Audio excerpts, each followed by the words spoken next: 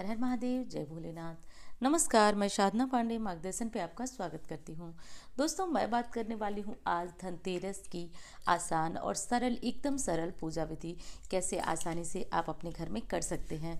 और देखिए, धनतेरस से ही दिवाली का पर्व प्रारंभ हो जाता है, तो ऐसे में हमें ये देखना है कि कितनी आसान विधि से और अच्छी तरह से हम धनतेरस की पूजा कर लेंगे। तो आज हम जानेंगे धनतेरस की पूजा, और वो भी बिल्कुल सरल और आसान। लेकिन उससे पहले दोस्तों मैं बता दूं कि आपको क्या और कैसे करना है, इस बारे में थोड़ा सा ध्यान दीजिए। सबसे पहले तो देख लीजिए, धनतेरस की पूजा में पीले रंग के वस्त्रों का प्रयोग होता है। क्यों? क्योंकि धनवंतरी धनवंतरी जी को पीले रंग विशेष प्रिय है। ठीक है। और कुबेर जी की पूजा होती है, तो ये जो मूर्ति आप देख रहे हैं ये कुबेर जी की मूर्ति है। और हाँ, इसमें लक्ष्मी गणेश को भी रखना मत भूलिएगा। केवल कुबेर और धनवंतरी की पूजन हम नहीं करते हैं, क्योंकि आज से ही हमारा दीपोत्सव का पर्व प्रारंभ हो जाता है। तो इसमें एक तरफ गणेश जी, एक तरफ लक्ष्मी जी, या अलग अलग नहीं है, एक में ही है, तो लक्ष्मी गणेश जी को रख दीजिएगा। और हाँ, आज जो दिवाली की नई मूर्ति आप खरीद के लाए हैं उसका प्रयोग आज नहीं करेंगे। ठीक है। बर्तन लाए हैं, ज्वेलरी लाए हैं, वो सब यहाँ पूजा में साइड में रख तो सकते हैं आप, लेकिन उनका पूजन दिवाली को होगा। ठीक है। नई मूर्ति हो गई, गहने हो गए, तो रख दीजिए एक तरफ, लेकिन पूजन आप नहीं करेंगे। तो ये बात आपकी बिल्कुल स्पष्ट हो जाए। चौकी इस तरह से लगा लीजिएगा। और ये देखिए, कुबेर जी की जो प्रतिमा मेरे पास थी तो मैंने रख दिया। और जिनके पास कुबेर जी नहीं है वो देखिए, ऐसे जैसे मैं गणेश जी को ये सुपारी होता है, सुपारी पे मौली लपेट दी हूँ, और लपेट करके, और जैसे ये मैं धनवंतरी जी बनाई हूँ वैसे ही ठीक, और आप एक कुबेर जी बना। जैसे मान लीजिए कि मेरे पास कुबेर जी की थी तो मैंने रख दिया, नहीं होता तो इसी तरह करके एक तरफ कुबेर जी और एक तरफ धनवंतरी जी और लक्ष्मी गणेश जी। ठीक है। ये सारे काम हो चुके हैं आपके। तो बस इतनी सी ही तैयारियां करके दूसरे नंबर पे करेंगे हम, कि हम सबसे पहले तो आचमन करेंगे। आचमन करके ही पूजन करिएगा। ठीक है। साधारण विधि बता रहे हूँ। आचमन करके तो हाथों में जल लेकर के और अपने मुंह में छुआ करके भगवान विष्णु का नाम लेते हुए इस जल को आप अपने मुंह में डाल लीजिए। 3 बार ऐसा करिए। ओम नारायणाय नमः, ओम के, या कुछ नहीं आता है तो ओम विष्णवे नमः करके उसके बाद अंत में चौथी बार हाथ धो लीजिए। हो गया। अब एक चीज़ का और ध्यान हमें रखना है धनतेरस की पूजा में, कि हम जो है वो इस पूजा में कुबेर जी के लिए दीपक जलाते हैं। ऐसा माना जाता है कि देवताओं के कोषाध्यक्ष हैं, यानी उनके धन की सुरक्षा करने वाले कुबेर जी हैं। तो सबसे पहले पूजा प्रारंभ करने से पहले हम जो है वो कुबेर दीपक जलाएंगे। तो देखिए, बिना टूटे हुए चावल ले लीजिएगा। देख लीजिए, बिना टूटे हुए चावल ले लीजिए और इसको एक तरफ चौकी पे रख दीजिए। और ऐसा वाला आप दीपक तैयार कर लीजिए, चौमुखा, देख रहे हैं आप, चौमुखा दीपक तैयार कर लीजिए और रख करके, और उसके बाद सबसे पहले हम करेंगे दीपक प्रज्वलित। ठीक है। ये कुबेर जी के लिए दीपक होता है, और इस दीपक को प्रज्वलित करने के बाद इसको उठाकर आरती करना, इधर उधर खिसकाना, ये सब काम नहीं होना चाहिए। ठीक है। ये ध्यान रखिए, चौमुखा दीपक। और यदि आप एक मुखा दीपक भी जलाना चाहें तो जला लीजिए, लेकिन इसका ये अर्थ होता है कि धनतेरस की पूजा में जब हम चौमुखा दीपक जलाते हैं तो माता लक्ष्मी और कुबेर की कृपा से, ये कुबेर दीपक बोला जाता है, चारों दिशाओं से धन की प्राप्ति होती है। विशेष धन लाभ के लिए कुबेर दीपक जलाया जाता है। तो आप लोग अपने अपने घर में ये कुबेर दीपक अवश्य जला लीजिएगा।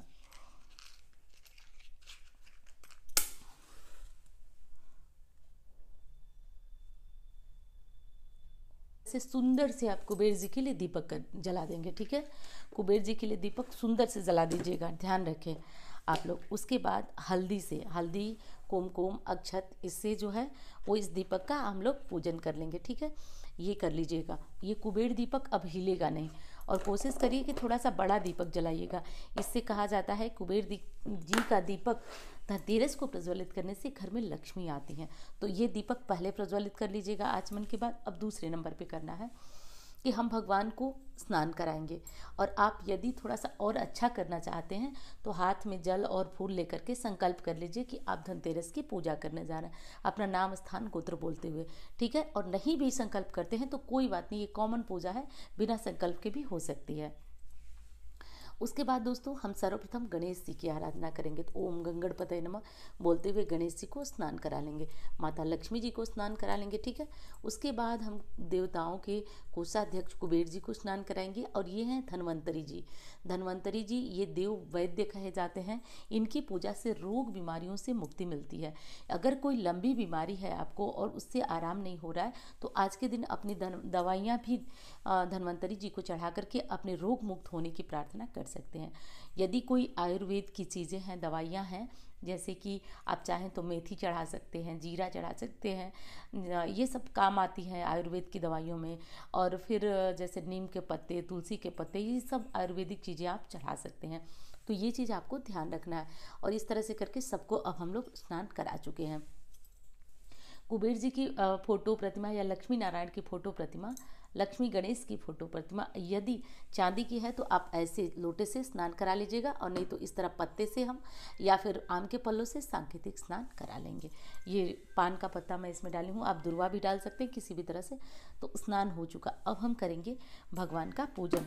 तो पूजन में क्या करना है, तो पूजन में देखिए, पूजन में हम हल्दी रोली अक्षत से पहले तो ये हल्दी रोली अक्षत लेकर के, और यहाँ पे धन्वंतरी जी, कुबेर जी, गणेश जी, लक्ष्मी जी, सबको हम पूजन करेंगे, ठीक है। तो बारी बारी से आप लोग करके इस तरह से पूजन कर लीजिएगा। अब दोस्तों आपकी इच्छा हो, मर्जी हो, तो एक जनेऊ ले लीजिए। एक जनेऊ जो है वो गणेश जी को और एक धन्वंतरी जी को समर्पित किया जाता है। और ये सब कहा जाता है कि यज्ञोपवीत चढ़ाने से विशेष इनकी कृपा प्राप्त होती है। तो यदि मंगाए हैं है तो चढ़ा दीजिए, नहीं है तो कोई दिक्कत वाली बात नहीं है।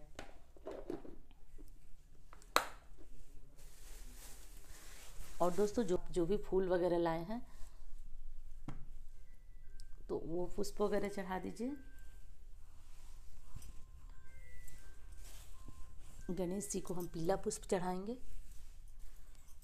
दीपक के पास, क्योंकि हमने कुबेर दीपक जलाया है, तो दीपक के पास भी पुष्प वगैरह जो है वो रख देंगे।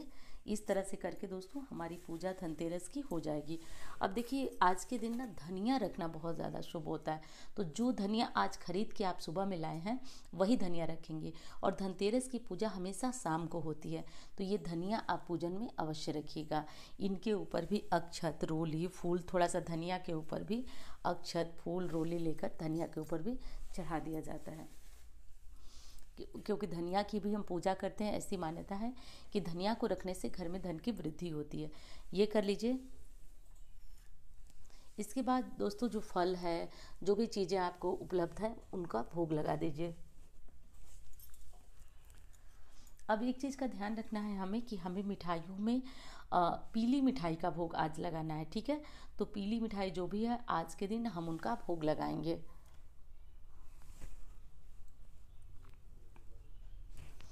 इस तरह से करके हम भोग लगा देंगे। धन्वंतरी जी के लिए तुलसी की पत्तियां डाल करके भोग लगाया जाता है। तो आपकी इच्छा हो तो अलग से धन्वंतरी जी के लिए भी भोग लगा सकते हैं। दीपक को मत उठाइएगा। आरती हम करेंगे, और किसकी करेंगे, तो देखिए आज के दिन लक्ष्मी जी और गणेश जी की भी आरती होती है।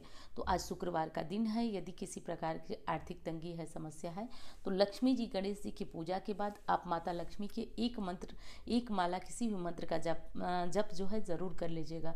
आर्थिक मंदी है, समस्या है, तो इस काम को आप लोग ज़रूर कर लें। इसके बाद हम करेंगे दोस्तों, इसके बाद हम करेंगे आरती।